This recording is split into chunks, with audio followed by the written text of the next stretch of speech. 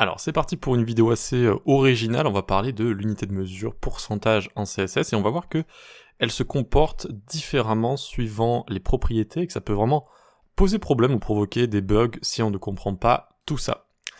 Voilà, très bien, donc on va voir tout ça. Juste avant, si vous voulez vous former, vous pouvez vous former sur l'école du web, mon site, vous pouvez retrouver tous les cours avec parfois des promos comme actuellement, et j'ai également mis tous mes cours sur Udemy si vous préférez les suivre sur cette plateforme. Ces liens sont dispo en description. Alors, première chose, pourcentage avec transform. Comment ça fonctionne, pourcentage? C'est relatif à quoi quand j'utilise l'unité de mesure pourcentage dans une fonction CSS de transformation? Est-ce que vous avez déjà la réponse ou pas? On va voir ça juste ici. Donc transform box, ça va être la première box rouge qu'on a juste là, et par exemple je vais mettre translate.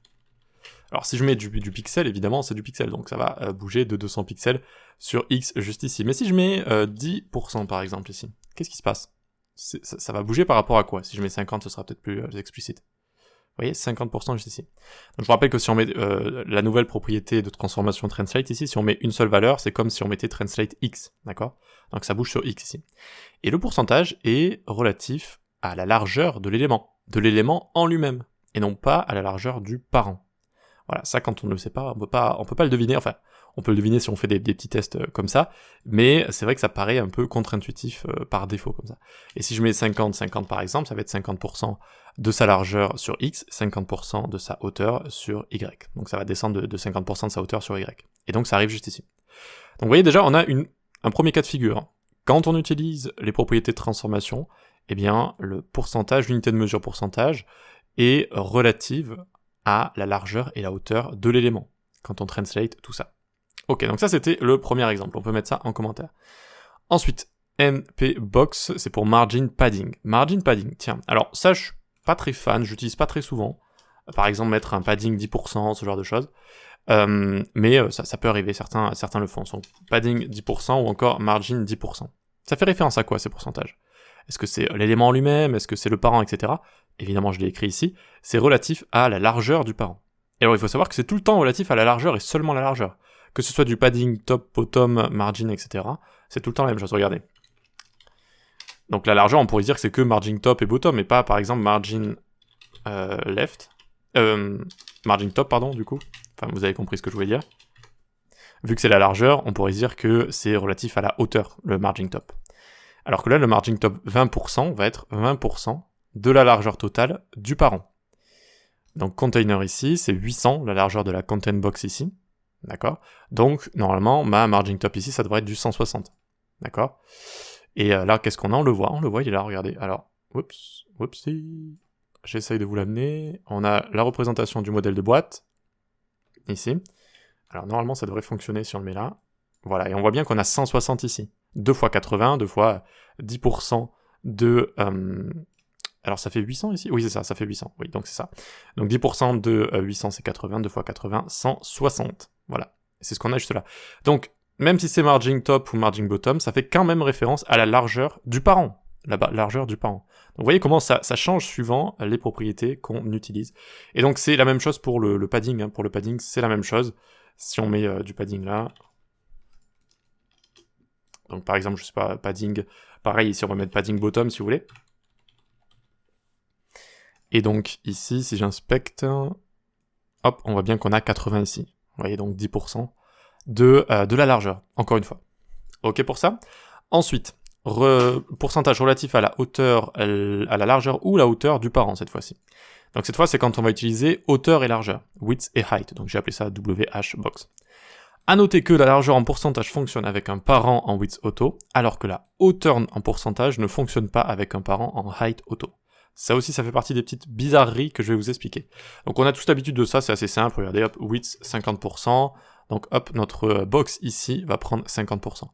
Alors, je vais juste rajouter un peu de padding bottom, ici, histoire de rajouter un peu d'espace en bas, à notre body. Voilà, parfait. Ok, donc hop, on revient ici, on n'a rien vu. Tac, donc 50%, ça prend 50% de la largeur. Mais pourquoi ça prend 50% de la largeur? Est-ce que j'ai donné une largeur définie aux parents? Par exemple, je ne sais pas moi, 800 pixels. Alors, je ne m'en souviens plus exactement. Pour le container, non, pour le container, je ne lui ai pas donné de largeur définie.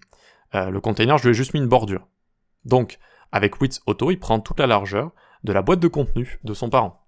D'accord? Donc là, il y a pas de hauteur ou de largeur. Sur les box, j'ai mis une hauteur et une largeur de base, mais pas le container.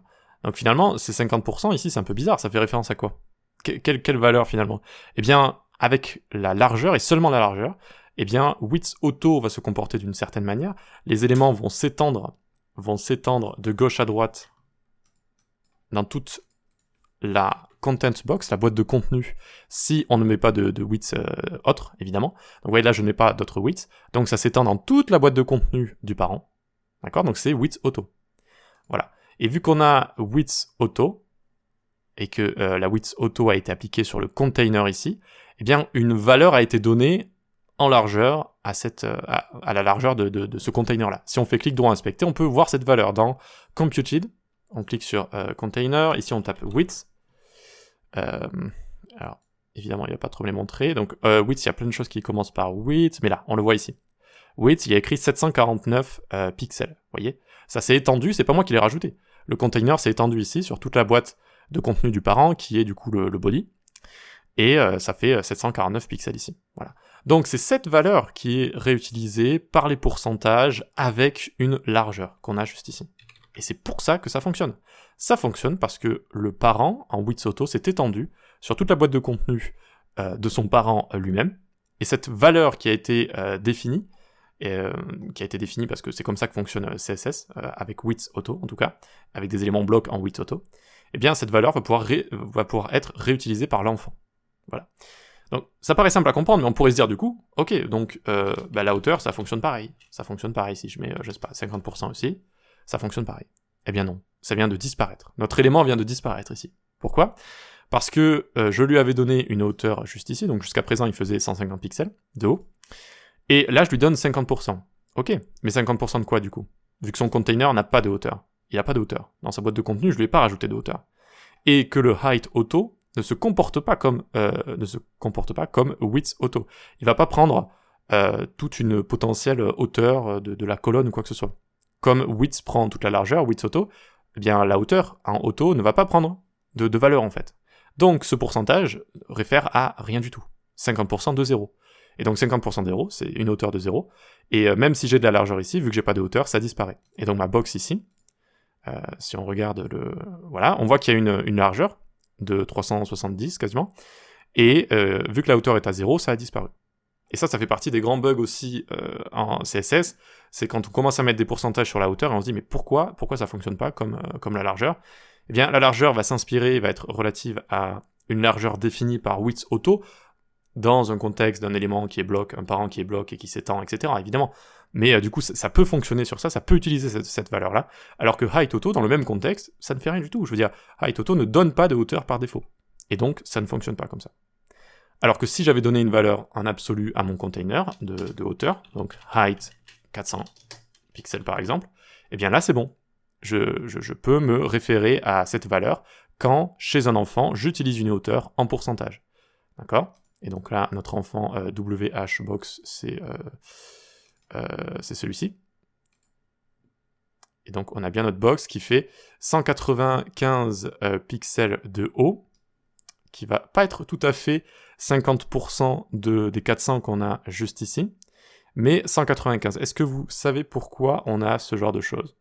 Eh bien on a ce genre de choses vu qu'on utilise box sizing border box, quand je donne une hauteur de 400, eh bien les potentielles bordures et le potentiel remplissage est compris dans cette hauteur, donc la hauteur ici fait 390, vu qu'on a déjà 5 de bordure en haut, 5 de bordure en bas, donc 400 moins 10, 390, divisé par 2, 195. Voilà, les mystères du CSS. En tout cas, c'était pas une leçon sur box sizing border box, c'était juste pour vous montrer que lorsqu'on a une hauteur définie en absolu comme ça, ou autre chose aussi, ça peut être une suite de hauteur en pourcentage, enfin bref, quand on a une hauteur définie, pas une hauteur auto, eh bien on peut utiliser cette valeur-là, sinon, non, ça ne fonctionne pas comme width auto. Vous voyez, donc on a quand même, sur une vidéo aussi simple que le fait de parler des pourcentages, comme ça on a beaucoup de choses à dire, et ça peut poser beaucoup de potentiels problèmes.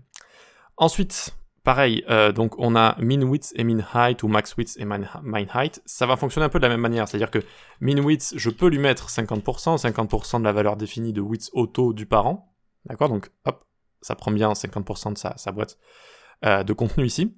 Alors que max height, par exemple, si je lui donne max height 1%, 1% de la hauteur du parent, eh bien c'est ignoré. Pourtant, la hauteur que j'ai donnée, j'en suis quasi certain, la hauteur que j'ai donnée ici, de 150, elle est plus élevée que 1% de la hauteur du container ici. D'accord ? Mais ça fonctionne pas, parce que ça ne peut que référer à une hauteur définie sur le parent. Voilà. Et pour terminer, on a aussi par exemple un pourcentage avec line height, donc si je mets font size 42 pixels ici, on voit qu'on a quintessence qui est juste là, et si j'agrandis la hauteur de ligne, je peux utiliser 300%. 300% de quoi ? Cette fois-ci, ça va faire référence à la taille d'écriture de l'élément. Voilà, 300%, et on voit qu'ici, ça s'est agrandi juste là. 500%, hop, on augmente comme ça la hauteur de ligne. Voilà pour cette unité de mesure qui peut poser problème. Ça a l'air simple à comprendre, mais en fait ça ne l'est pas. Il y a plein de petites spécificités à savoir, voilà, qu'on rencontre avec le temps, avec l'expérience, en lisant la doc, en suivant des cours, ce genre de choses. Voilà. En parlant de suivre des cours, évidemment. D'ailleurs, j'en parle de tout ça dans le nouveau cours ici, les secrets du débogage CSS. Je parle notamment de tout ce qui est pourcentage, etc. Entre autres. C'est vraiment un cours qui est très apprécié. Je suis content parce que j'ai mis beaucoup de temps à le faire et enfin, une fois qu'on suit ce cours, on gagne tellement de temps, je trouve, en CSS parce que ça permet de prévenir énormément de bugs, parce que ça vous permet tout simplement de comprendre comment CSS fonctionne. Bref, vous pouvez suivre mes cours si vous en avez envie, si vous avez envie de vous former avec tout ça. Et on peut se dire à la prochaine, rendez-vous sur la newsletter. J'ai lancé une newsletter aussi sur LinkedIn, j'avais vu que désormais il y a une sorte de fonctionnalité newsletter. Et vous êtes directement inscrit, je crois qu'il y a plus de 2000 inscrits instantanés, donc c'est assez génial. Donc je vais aussi publier sur LinkedIn. Sur LinkedIn, j'ai un profil qui s'appelle Enzo-École du Web. Voilà. En général, on met son prénom-nom. Moi, j'ai mis prénom et j'ai mis le nom de mon entreprise. Parce que les profils personnels sont beaucoup mieux référencés que les profils de page. C'est un peu comme avec Facebook, vous savez, si vous avez une page Facebook, bon, c'est pas très bien référencé quand vous postez avec. Par contre, si vous avez un profil, c'est mieux référencé. Je dis ça alors que ça fait assez longtemps que je suis plus sur Facebook, mais c'est un peu la même chose avec LinkedIn, c'est pareil. Donc c'est pour ça que je garde un profil privé, enfin, un profil, privé, mais tout en publiant en tant qu'entreprise finalement. Bref, rendez-vous également sur le Discord, où on parle développement web, et voilà, tout simplement. Allez, on se dit à la prochaine.